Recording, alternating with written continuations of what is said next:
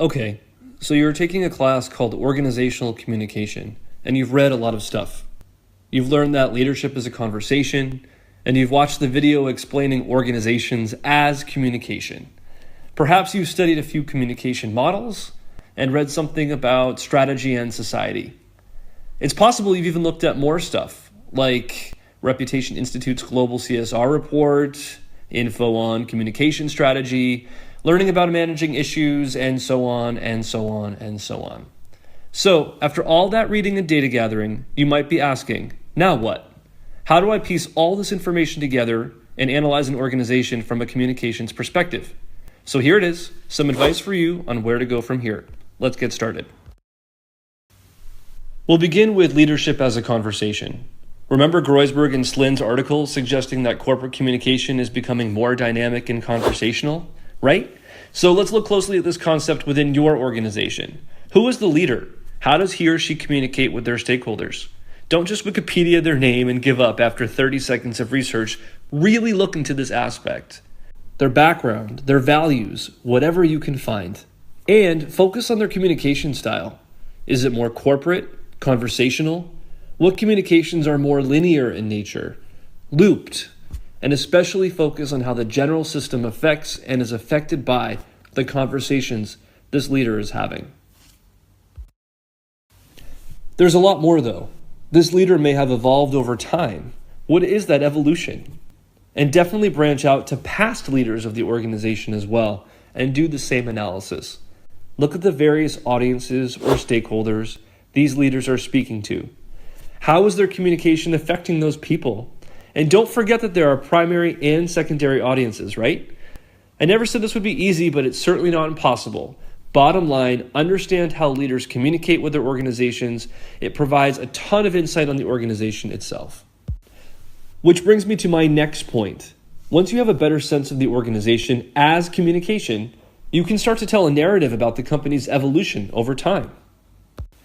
So there's some stuff I'm not talking about here, and I probably should. Culture, specifically organizational culture. By now, you should have a better take on organization as communication, so look at some of the byproducts of this.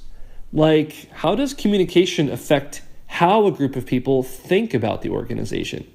And I don't just mean explicitly. I mean, think about the basic assumptions and patterns that develop over time as a result of shared experiences. Specifically, how do organizations solve problems? What methods have become adopted by assumption? For example, look at GE. They no longer debate about whether they should follow a very specific quality process.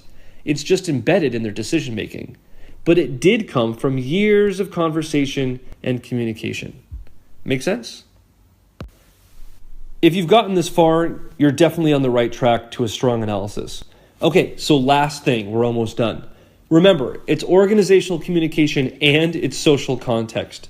So we have to move beyond just looking at the organization in a vacuum. It interacts with and is affected by numerous stakeholders.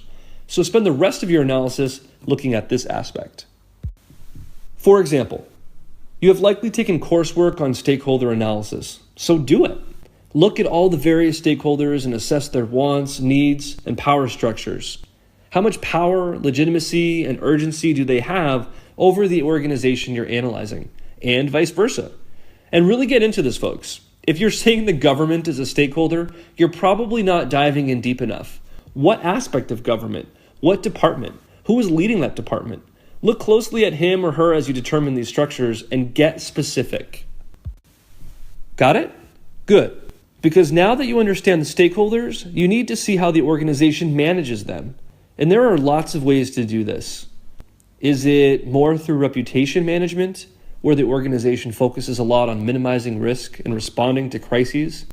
Or is it that the organization proactively is reaching out to its stakeholders and focusing on particular corporate social responsibility initiatives? There could be many reasons for this, like it's the right thing to do, or it's expected that they do it in this day and age, or if they don't do it, it will actually be a detriment to their existence. Perhaps the CSR is even strategic.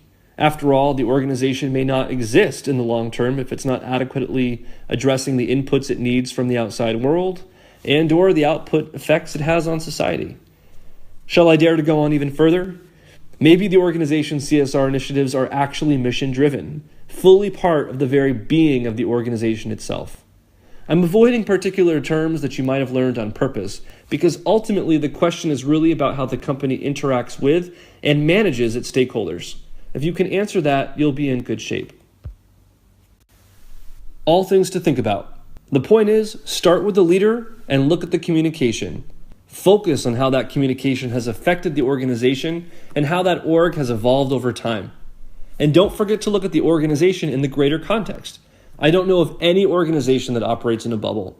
If you do all of that, you should be in good shape for your assignments. One last piece of advice. Do this analysis first and then find the narrative that will work for the actual assignments you are doing. That might actually help you lead your discussion in a more conversational and story-like way when you're presenting it. That way you can take what we've just discussed from the systemic and the group perspectives and apply it to you, the individual. Think about that, and good luck.